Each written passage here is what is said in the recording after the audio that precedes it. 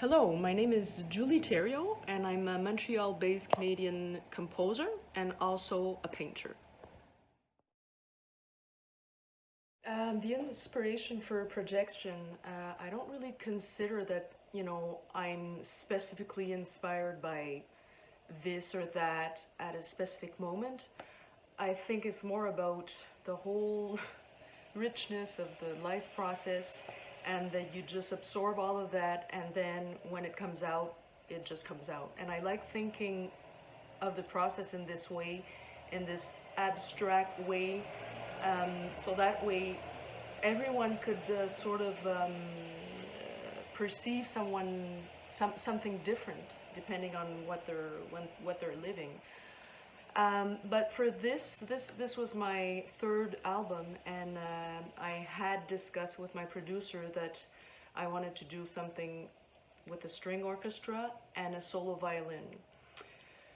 So the inspiration came when I didn't think it would come. I was actually I was walking on the beach in Cuba, and I didn't intend to start doing anything. I didn't have anything to write, but I was just walking on the beach and I started hearing these themes. And so when they come like this, I just grab a piece of paper, and I don't write the notes. I start by writing the lines down because I had no music paper. So I wrote the themes down, and the names of the pieces were Cuba 1, Cuba 2, and they stayed like that until, we decided to associate this painting with the project. For me, it's really amazing to have these pieces performed by the Kamloops Symphony, and to see them digitally. I find it's really wonderful because somehow I think these pieces are really appropriate for this pandemic mood, because I do think there's something really intimate and fragile about my music. It's not a big flashy concert performing style music, but it has something very personal and intimate. So who would have known that a pandemic would be the perfect context for these pieces to be played, and I'm really, really happy about this. I would like to see them live one day, though. The difference between composing and painting, well, first of all, I couldn't have started composing without painting, because I was so much in my head with classical music that I think I had to start creating by forgetting about everything I knew.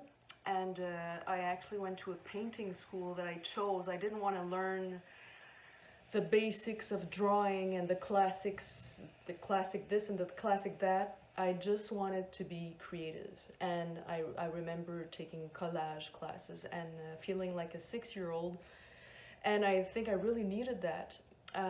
So this was necessary to start painting.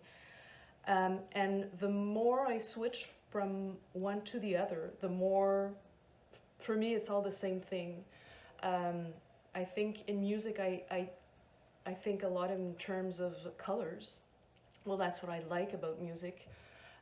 Painting also, I'm not, a graphic person, I'm interested in depth in colors.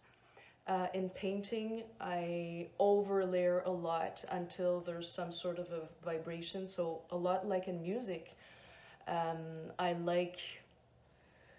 like colors. I like chords, atmosphere. So yeah, the more I switch from one to the other, the more they seem alike to me. And there's this idea of vibration. There's a lot of concept that we find in painting and in music. So and it gives you perspective to switch from one to the other. And a lot of artists I think have to, you know, a lot of composers are do photograph or another form of art, because I think it really gives perspective.